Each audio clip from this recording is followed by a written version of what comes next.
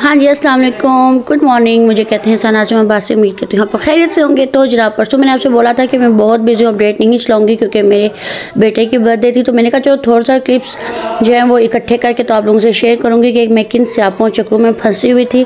तो जब यहाँ पर हलीम की मैंने बोला था अपनी भतीजों को कि पतीले की अच्छी सी पिक्चर बनाई, लेकिन बच्चों से कोई काम नहीं होता। तो खैर उसने अंधेरे में बनाई है, लेकिन आखिर फिर मैंने डूंगे में डाली।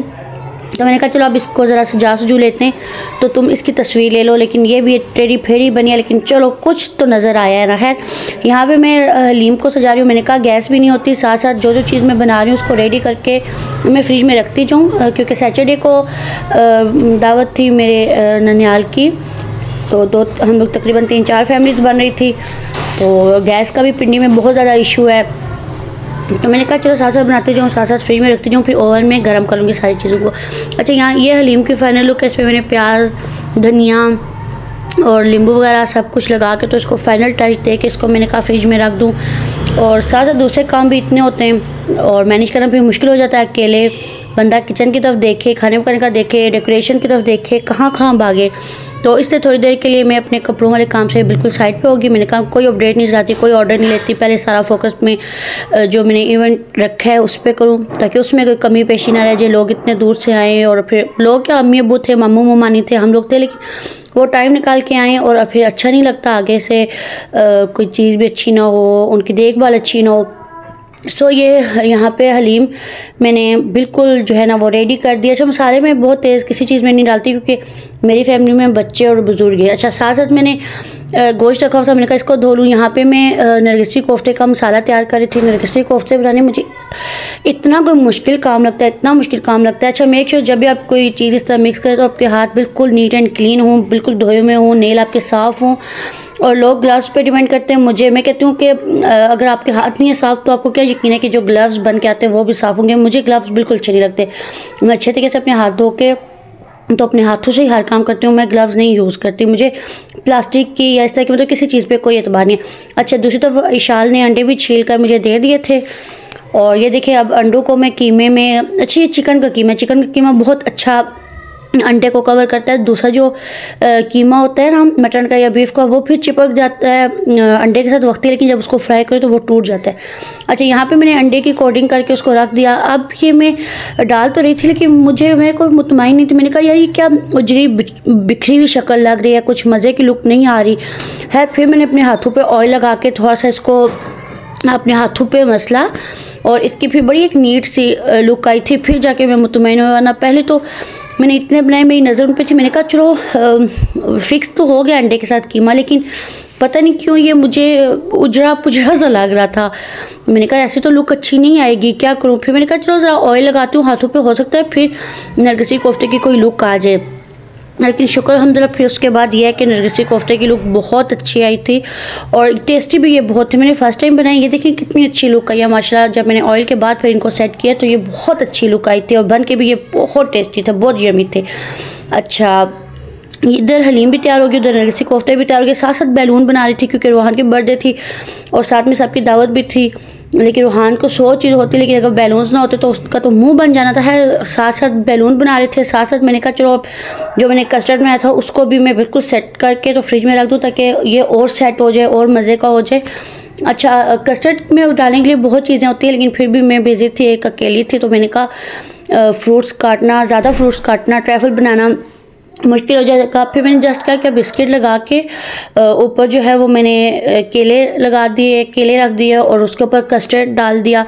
और लास्ट में मैंने टॉपिंग की थी क्रीम की, लेकिन वो आई थिंक मुझसे तस्वीर लेना मैं भूल गई हूँ।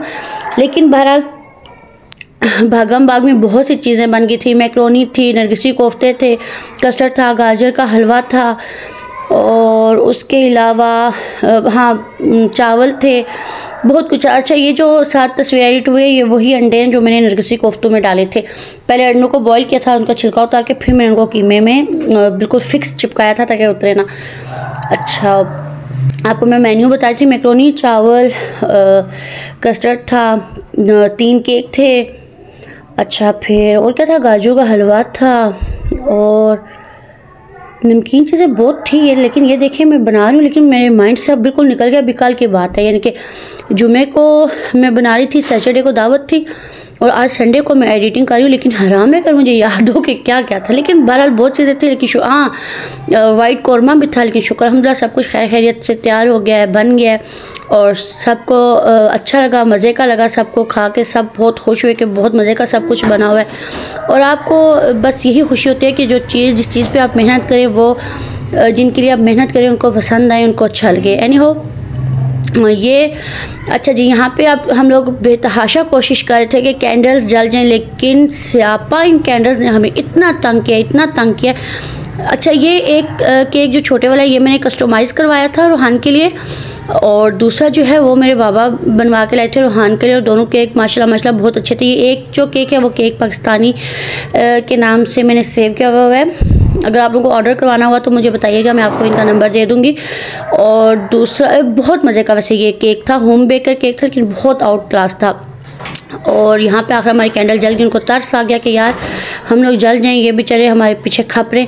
और अब्बू ने जो बनवा के लाया था वो भी केक माशाल्लाह बहुत अच्छा था। अच्छा, यहाँ पे हम लोगों ने पहले खाना खाया, उसके बाद हमने केक काटा था और यहाँ पे केक अब कटने लगा है। बच्चों को यही इंतज़ार था कि केक कब कटेगा। अच्छा, मेरी अम्मी जो गाजर का हलवा लाई थी ना बना के, वो भी बहुत मज़े का था, बहुत टेस्टी था, बहुत आउट क्लास था।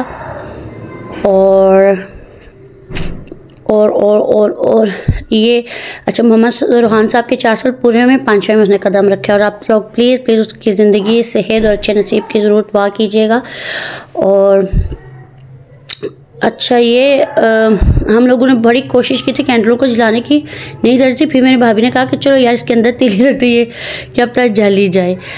तो अच्छा, ये जल गई थी।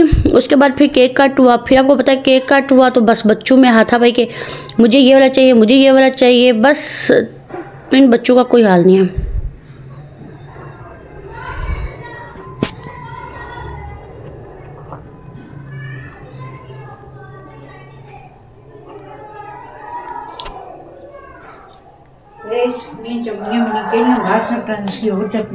नारायण दुई लबनी ने निक्का कह के ओ जाई,